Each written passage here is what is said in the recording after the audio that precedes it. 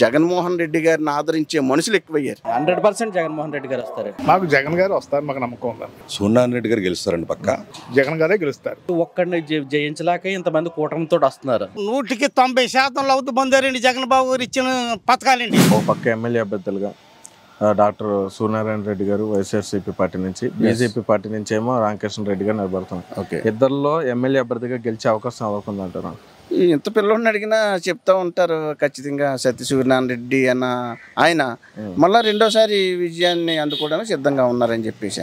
Okay, ఎందుకంటే అటువైపు అభ్యర్థి కూడా కొంచెం ఇదివరకు టీడీపీ పార్టీ నుంచి గెలిచినటువంటి వ్యక్తే కదా. అవునండి, టీడీపీ పార్టీ నుంచి గెలిచాడు కనుకనే ఓడిపోతూ ఉంటాడు. ఎందుకంటే గతంలో చంద్రబాబు నాయుడు గారు చేసినప్పుడు ఆయన ముఖ్యమంత్రిగా ఉన్నప్పుడు ఈయన అందులో ఎమ్మెల్యేగా ఉన్నాడు. ఆ టైంలో ఆయన ఏనాడు ఈ ఆలోచన రాకుండా పరిపాలన సాగించేశాడు. ఈ రోజు మరి కొత్తగా 2019లో జగన్ గారు ముఖ్యమంత్రి అయిన తర్వాత అనేక పథకాల కోసం, పేద ప్రజల కోసం చాలా దీర్ఘంగా ఉన్నతంగా ఆలోచన చేసి మరి ఈ పథకాలన్నింటినీ ప్రవేశపెట్టినందుకు ఉన్నట్టుగా ఆయన ఏ మాట అయితే చెప్పాడో ఆ రోజునాడు అంతకంటే అదనంగా చేస్తూ ఈ రోజునాడు మరి ఈ ఆంధ్రప్రదేశ్లో ప్రజలందరికీ కూడా సుభిక్షంగా ఉండడానికి దోహదపడినటువంటి వ్యక్తి జగన్మోహన్ రెడ్డి గారు.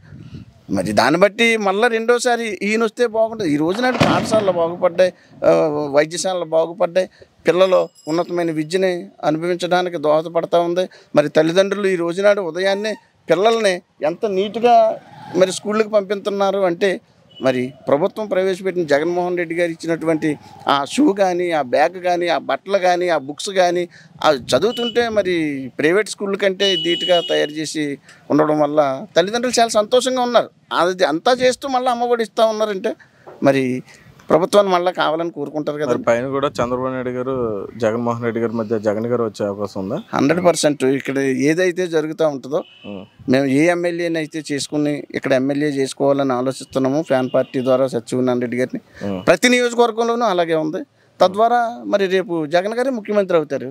జగన్ గారు వచ్చారు 100% అవుతారు సార్. మరి ఇప్పుడు వీళ్ళు కూటమి ద్వారా ఒక పక్క పవన్ కళ్యాణ్ గారు, బీజేపీ పార్టీ, చంద్రబాబు నాయుడు గారు ఎన్డీఏ కూటమి ద్వారా ముందుకు వస్తున్నారు. ఎంతవరకు జగన్ గారి మీద ప్రభావం కలిగే అవకాశం ఉందంటారు?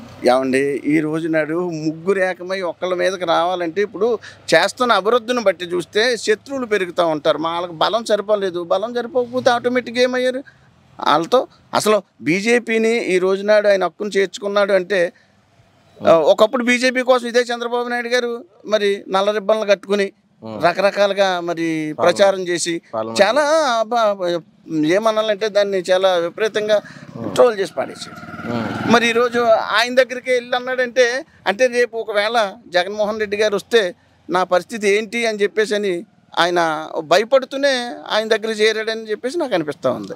అంతే తప్ప ఇది పూర్తిగా ఎంతో ఇప్పుడు ఇదంతా ఎందుకండి, ఇప్పుడు ఇచ్చిన మేనిఫెస్టోనే వాళ్ళు ప్రవేశపెట్టిన మేనిఫెస్టోనే ఆ జాతీయ పార్టీ బీజేపీ నేను యాక్సెప్ట్ చేస్తా లేదంటే మరి దీంట్లో ఇంకెంతవరకు ఉంది అంటే పూర్తిగా ఎలా ఉన్నాడు చంద్రబాబు నాయుడు ఈరోజు. సార్, ఇప్పుడు జగన్ గారి మీద వ్యతిరేకత కొంచెం పెరిగింది రైతుల్లో అని చెప్పి అపోహలు ఉన్నాయి. భూ యాక్ట్ చట్టం ఏదో తీసుకొచ్చారని, ఆయన మీద బొమ్మలు వస్తున్నాయి. దాని వివరణ ఏంటి సార్? అసలు ల్యాండ్ టైటిలింగ్ దానివల్ల ఏమన్నా ప్రజలకి ఏమన్నా ఇబ్బంది కలిగే అవకాశం ఉందా, లేదంటే అపోహలు మాత్రమే? ఏమండి, ఆయన ప్రవేశపెట్టినటువంటి ఈ ల్యాండ్ టైటిలింగ్ యాక్ట్ అన్న దాన్ని ఇది అర్థాన్ని మార్చి చంద్రబాబు నాయుడు గారు ఈ రోజు ఇంక రెండో అస్త్రం లేక ఉన్న అతను అంబుల పొదులు అన్నీ ఉపయోగించేశాడు. ఇక లేక ఇక ఒకటి మిగిలింది ఈ ల్యాండ్ టైటిలింగ్ యాక్ట్ అన్నదాన్ని. అది ఆసరాగా తీసుకుని దాన్ని ప్రజల మధ్యకి తీసుకుని వచ్చి అసలు దాని అర్థం తెలియకుండా ఆయన మాట్లాడుతూ ఉన్నాడు. అసలు ఇది ఏంటి? ఈ రోజునాడు ఈ ఆంధ్రప్రదేశ్లో గత 40 సంవత్సరాల నుంచి ఏనాడైనా 1 సెంటు భూమి ఎవరికి ఎప్పుడు ఇచ్చిన దాఖలాలు లేవు చంద్రబాబు నాయుడు గారు. ఈయన వచ్చిన తర్వాత 33 లక్షల ప్రజలకి మరి ఈయన ఇళ్ల స్థలాలు ఇచ్చి ఇళ్ళు భూములు పేదలకు పంచాడే తప్ప పేదల దగ్గర నుంచి లాక్కునే పరిస్థితి ఈయన ఏనాడు చేయలేదు. అదే కాకుండా ఈ ల్యాండ్ టైటిలింగ్ యాక్ట్ అన్నది నిజంగా దాన్ని పూర్తిగా పరిరక్షించి భవిష్యత్తు కాలంలో ఆ భూమి యొక్క వివరణ అంతా కూడా రాబోయే ప్రజలు అదే మన భావితరాలకి మా పిల్లలకి కూడా ఆ భూమి అమ్మినప్పుడు కానీ కొనినప్పుడు కానీ సరి అయిన మరి ఆ రిజిస్టర్లో నమోదై ఉందా, లేకపోతే సరి అయిన సర్వే చేసి ఉందా, సరి అయిన కొలతలతో ఉందా, ఇవన్నిటినీ కూడా అందులో ఈరోజు సర్వే చేసి అదంతా పొందుపరిచి భవిష్యత్తు తరాలు మా వెనక తరాలకి అవన్నీ కూడా చాలా క్లియర్గా ఉండాలి. కోర్టుల చుట్టూ తిరగకూడదు, లేక అధికారుల చుట్టూ తిరగకూడదు, ఇలాగ ఇబ్బందులు పడకూడదు అని చెప్పేసి అని దాన్ని పటిష్టం చేసి ఆ భూమి ఆ హక్కు పూర్తిగా వాళ్ళకి చెంది ఉందని చెప్పేసి అని దాన్ని ఒక అందంగా తీర్చిదిద్ది మంచి ఆలోచనతో ఈ సంస్కారం తీసుకొస్తే ఈరోజు మరి ఆయన ఈ రకంగా తీసుకొని వచ్చి మీ భూమిలో రిజిస్ట్రేషన్ అయిన తర్వాత ఆయన దగ్గర పెట్టుకుంటాడట, మీకు ఏదో ఇస్తాడట అని చెప్పడం అది ఎంత హాస్యాస్పదంగా ఉంది. ఆయన 40 సంవత్సరాలు ఈ అనుభవం, 14 సంవత్సరాలు ముఖ్యమంత్రి అనుభవం మరి ఎక్కడ పెట్టి మాట్లాడుతున్నాడు ఈ రోజు నాడు అన్నది మరి చంద్రబాబు నాయుడు గారికి వదిలేస్తున్నాం ఆ విజ్ఞత. ఓకే, ఫైనల్గా జగన్మోహన్ రెడ్డి గారు గెలిస్తే బాగుంటుందని మీ అభిప్రాయం? అరే ఇప్పుడు నా అభిప్రాయమే కదండి, నాతో పాటు ఆంధ్రప్రదేశ్లో ఉన్నటువంటి ప్రజల యొక్క అభిప్రాయం పూర్తిగా జగన్ గారి మీద ఉంది. ఈరోజు చూస్తున్నారు కదండి, ప్రతి చోట ప్రతి పల్లె ఎక్కడికి వెళ్ళినా జగన్మోహన్ రెడ్డి గారిని ఆదరించే మనుషులు ఎక్కువయ్యారు. దాని ద్వారా మళ్ళీ మరొకసారి ఈయన ముఖ్యమంత్రిగా ఎక్కుతారు. ఖచ్చితంగా ఆంధ్రప్రదేశ్ ప్రజలందరూ కూడా చాలా సురక్షితంగా సుభిక్షంగా ఉండి సస్యశ్యామమైన ఈ యొక్క మరి పరిపాలన మళ్ళీ మనం చూస్తామని చెప్పేసి అని నేను కోరుకుంటున్నాం కూడా.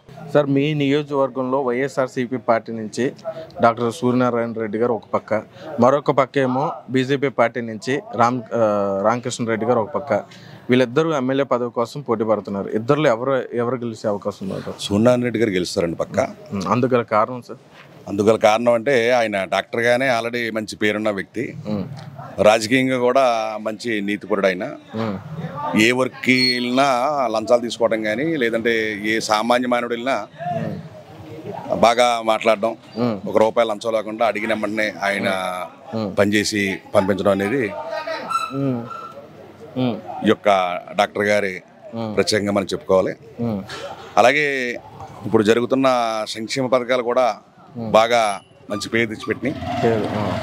అంటే నిరుపేదకి డైరెక్ట్గా అకౌంట్లో పడడం అనేది బహుశా ఏ రాష్ట్రంలో కూడా ఇప్పుడు దాకా జరగలేదు.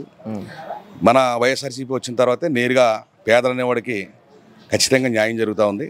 దాని మీద రాష్ట్రం మొత్తం మీద మా నియోజకవర్గం మీద మంచి మెజారిటీ వచ్చే అవకాశం ఉంది. మా డాక్టర్ గారికి సూర్యనారాయణ రెడ్డి గారికి అయితే దాదాపుగా ఒక 60-70 వేలు మెజారిటీ అయితే రావచ్చని చెప్పేసి ఇక్కడ ప్రజల అభిప్రాయం. ఆయన ఇదివరకు ఎమ్మెల్యేగా గెలిచినటువంటి వ్యక్తి, ఆయన వృత్తి డాక్టర్ వృత్తి కూడా హాస్పిటల్ కూడా, ఈ రెండు ఆయన మేనేజ్ చేశారా సార్? తప్పకుండా చేశారు. ఆయన వృత్తిపరంగానే డాక్టర్ గారు. ఆయన అంటే మామూలుగానే దేవుడితో సమానం. మాకు రాజకీయాలకు వచ్చిన తర్వాత మరింత పేరు సంపాదించుకుని ఆయన వృత్తిపరంగా ₹10 డాక్టర్గా మంచి పేరు ఉంది. రాజకీయాలకు వచ్చిన తర్వాత ఇంకా మంచి పేరు తెచ్చుకోవడం జరిగింది. అంటే ఈ రోజుల్లో దేనికైనా సరే లంచాలు తీసుకోకుండా ఎవరో కూడా పని చేయట్లేదు. అలాంటిది ఎమ్మెల్యే అయ్యి ఉండి ఈయన ఎక్కడా కూడా ₹1 లంచం లేకుండా మంచి మంచి కార్యక్రమాలన్నీ కూడా ఇప్పుడు దాదాపు మా గ్రామాన్ని తీసుకుంటే మీరు సంక్షేమం కానీ అభివృద్ధి కానీ ₹78 కోట్ల రావడం జరిగింది. మరి 78 కోట్లు అంటే అదే వేరే ఎమ్మెల్యే అయి ఉంటే కనీసం మినిమం ₹2-3 కోట్ల లంచపరంగా మేము ఇవ్వాల్సి వచ్చేది. ఈ రోజు మేము చూసుకుంటే ₹78 కోట్ల ₹1 కూడా లంచం లేకుండా మాకు చేసి పెట్టిన నాయకుడు ఎవరన్నా ఉన్నారంటే డాక్టర్ సూర్యనారాయణ రెడ్డి గారు. మరి ఇటువంటి మనిషిని కోరుకుంటామా? మరి అవినీతి పనులను కోరుకుంటామా? అది ప్రజల చేతుల్లో. సార్, అదేవిధంగా ఇప్పుడు పవన్ కళ్యాణ్ గారు కూటమి, చంద్రబాబు నాయుడు కూటమి వస్తుంది రాష్ట్ర పరంగా, ఒక పక్కన జగన్మోహన్ రెడ్డి, వీళ్ళిద్దరు ముఖ్యమంత్రిగా గెలిచే అవకాశం పక్కాగా జగన్మోహన్ రెడ్డి గారికే ఉంది. ఇది ఎందుకంటే ఒక దగా కూటమి, వీళ్ళు ఒక రాజకీయ కాంక్షతోటే తప్ప, రాజకీయ లబ్ధి కోసమే తప్ప ఇందులో కూటమిలో కనిపించేది అయితే మనకి ఏం కనిపించడం లేదు. ఎందుకంటే జగన్మోహన్ రెడ్డి గారు ఇచ్చే సంక్షేమ పథకాల వల్ల శ్రీలంక అయిపోద్దని చెప్పిన పెద్ద మనిషి ఈ రోజున అంతగా ఇంకా ఎక్కువిస్తాను నేను, నాకు ఓటేయండి అని చెప్పి అడగడం ఎంతవరకు సబబో ఒకసారి ఆయనే ఆలోచించుకోవాలి. ఈ పథకాలకే శ్రీలంక అయిపోతే మరి ఆయన ఇచ్చే పథకాలకి మరి మన రాష్ట్రం ఏమైపోద్దని చెప్పేసి ప్రజలంతా అనుకుంటా ఉన్నారు. ఇది కేవలం రాజకీయంగా ఆయన ఏదో రకంగా నగ్గాలని తప్ప ఇది మరొకటి కాదని చెప్పేసి ప్రజలైతే అనుకుంటా ఉన్నారు. జగన్మోహన్ రెడ్డి గారు గెలిచే అవకాశం, జగన్మోహన్ రెడ్డి గారు పక్కాగా గెలుస్తారు. ఇంకా అందులో అనుమానం అయితే ఏమీ లేదు. 130-140 సీట్లతోటి జగన్మోహన్ రెడ్డి గారు పక్కా గెలుస్తారు. సూర్యనారాయణ రెడ్డి గారు డాక్టర్ గారు ఒక పక్కేమో బీజేపీ పార్టీ నుంచి రామకృష్ణ రెడ్డి గారు నిలబడ్డారు. ఎవరు ఎమ్మెల్యేగా అయ్యే అవకాశం ఉందంటారు? సత్యసూర్యనారాయణ రెడ్డి గారు అవుతారండి. ఖచ్చితంగా సత్యసూర్యనారాయణ రెడ్డి గారు అత్యధిక మెజారిటీతో ఖచ్చితంగా సత్యసూర్యనారాయణ రెడ్డి గారు అవుతారండి. ఆయన ఇప్పుడు అందుబాటులో ఉండే వ్యక్తేనండి అందరూ? 100% ఏ టైంలో వెళ్ళినా కానీ ప్రత్యేకంగా మనకి ఇలాగ ఈ ఆపదంట్లోకి అందుబాటులోకి వస్తారండి ఆయన. అందుబాటులో ఉండే వ్యక్తే. సరే, ఇప్పుడు రాష్ట్ర పరంగా చూస్తే చంద్రబాబు నాయుడు గారు ముఖ్యమంత్రి అవుతారా లేకపోతే జగన్మోహన్ రెడ్డి గారు? చంద్రబాబు నాయుడు ఆల్రెడీ 14 సంవత్సరాలు సీఎం అయ్యి ఉండి కూడా అప్పుడు అతను ఏమీ అమలు చేయలేకపోయాడు. అలాంటిది మన జగన్ గారు వచ్చి 3 సంవత్సరాలు 5 సంవత్సరాలు అయినా కానీ 2 సంవత్సరాలు కరోనా పోయిందండి.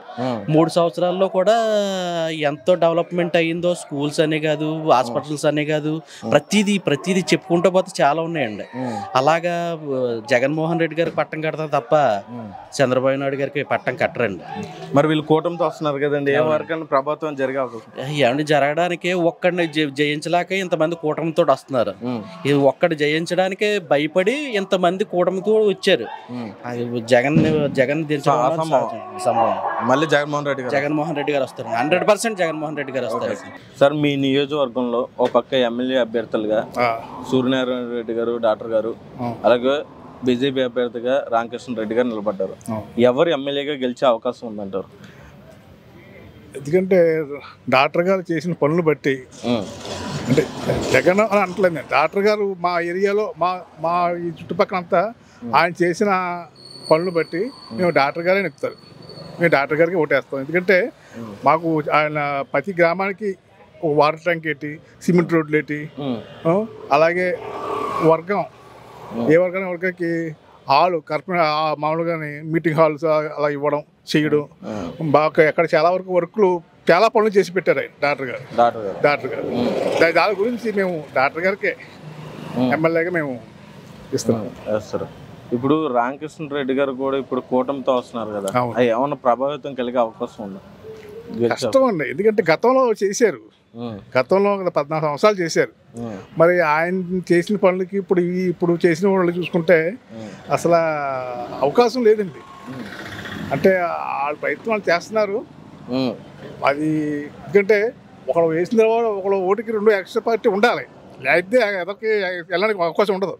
ఒక ఆట ఆడితే ఇప్పుడు ఎక్స్పర్ట్ కూడా ఉంటాయి కానీ ఒక ఆట ఆడలేము. అలాగే సార్, ఇప్పుడు డాక్టర్ గారి విషయానికి వస్తే ఆయనకి ఇప్పుడు ఇక్కడ హాస్పిటల్ ఉంది. అవును, ఆయన ఎలా ఉంటుందండి రిసీవింగ్ విధానం కానీ? ఆయన డాక్టర్ గారే కానీ ఫీజు 10 రూపాయలు తీసుకుంటాడు. ఆయన ఫీజు డాక్టర్ గారు ఆయన ఫీజు 10 రూపాయలు తీసుకుంటాడు. ఆయన కానీ మందు చేపట్టుకుని మనం ట్రీట్మెంట్ చేస్తే ఆటోమేటిక్గా తగ్గిపోతుంది. అదేంటో మరి మా గ్రామం చుట్టుపక్కల అంతా ఆయన పెట్టిన కాడి నుంచి ఆయన కానీ మరి చూశాడా, మందులు రాసిచ్చారా, ఇంకా ఏది ఇచ్చారో ఏదైతే అలా తగ్గిపోవాల్సిందే. మళ్ళీ రెండోసారి దాని గురించి ఎలా అవసరం లేదు. ఇప్పుడు ఆయన ఎమ్మెల్యేగా ఉన్నారు. అవును, హాస్పిటల్ కూడా చూసుకుంటున్నారండి. చూస్తున్నారు, ఆపరేషన్ చేస్తున్నారు. డ్యూటీ ఆయన ఎప్పుడు పడుకుంటున్నారో మాకే అర్థం కావట్లేదు. నైట్ 11-12 వరకు కూడా తిరుగుతున్నారు, వస్తున్నారు.